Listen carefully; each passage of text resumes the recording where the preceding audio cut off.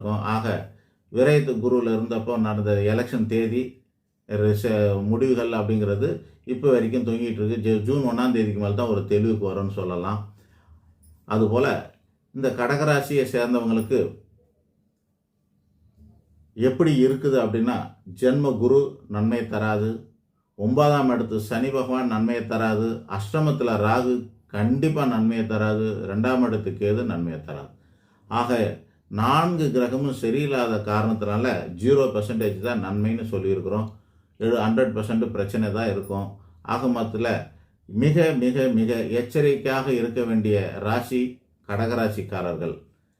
அந்த பாசிட்டிவான சமாச்சாரத்தில் சொல்லுங்களேன். சொல்கிறேன். குரு பகவானுடைய 5ஆம் பார்வை இவங்களுடைய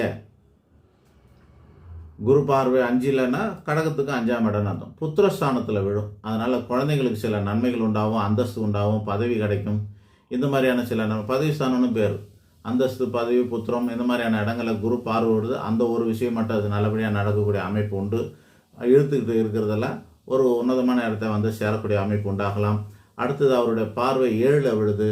குரு பலனே இல்லை அப்படின்னு சொன்னால் கூட 1ஆம் இடத்துல குரு இருக்கார், பலன் இல்லைனால அந்த பார்வைக்கான பலனாக 7ஆம் இடத்துல விழுறதுனால கடகராசி கூட கல்யாணம் ஆகிறதுக்கு வாய்ப்பு உண்டு. இப்போ எல்லாம் 0% சொல்கிறோம், அப்புறம் எப்படி கல்யாணம் நடக்கும்? இந்த இடத்துலையும் கலாட்டா கல்யாணம் ஆச்சு நடக்கும். ஆக மொத்தத்தில் குரு பார்வை 7ஆம் இடத்துல விழுறதுனால நல்ல லைஃப் பார்ட்னர், பிஸ்னஸ் பார்ட்னர், இல்லை புதிய ஃப்ரெண்ட்ஸ் இவங்கெல்லாம் கிடைக்கக்கூடிய அமைப்பு உண்டு அப்படின்னு அர்த்தம். அவரோட 9ஆம் பார்வையாக 9ஆம் இடத்துல சில அதிர்ஷ்ட வாய்ப்புகள் உண்டாகும், சமூகத்தில் நல்ல அந்தஸ்து உண்டாகும். இந்த மாதிரி ஒரு சில நன்மைகள் இருக்கும். மற்றபடி எல்லாமே 0வாக தான் இருக்க போகுது.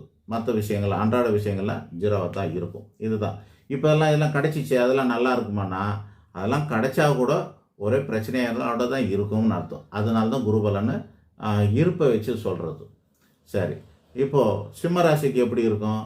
அடுத்தடுத்து 2 ராசிக்கு கட்டம் கட்டி வச்சிருக்கிறது இந்த வருஷம்தான். கடகத்துக்கும் சரியில்லை, சிம்மத்துக்கும் சரியில்லை.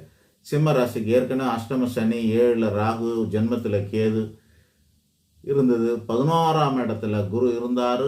அவர் 12ஆம் இடத்துக்கு வரப்போகிறார்.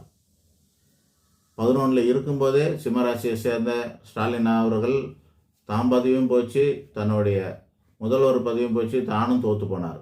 அந்த மாதிரி இந்த தொங்குற காலத்தில் 11ல் குரு இருக்கும்போதே அடுத்த 12ஆவதுல இருக்கிற பலனை அனுபவிச்சிட்டார். ஆக மொத்தத்தில் சிம்மராசியை சேர்ந்த யாராக இருந்தாலும் ரொம்ப எச்சரிக்கையாக இருக்கணும். ராகு கேது சரியில்லை, அதனால் உறவு முறைகள் பாதிப்புண்டாகும். அஷ்டமத்தில் சனி இருக்குது.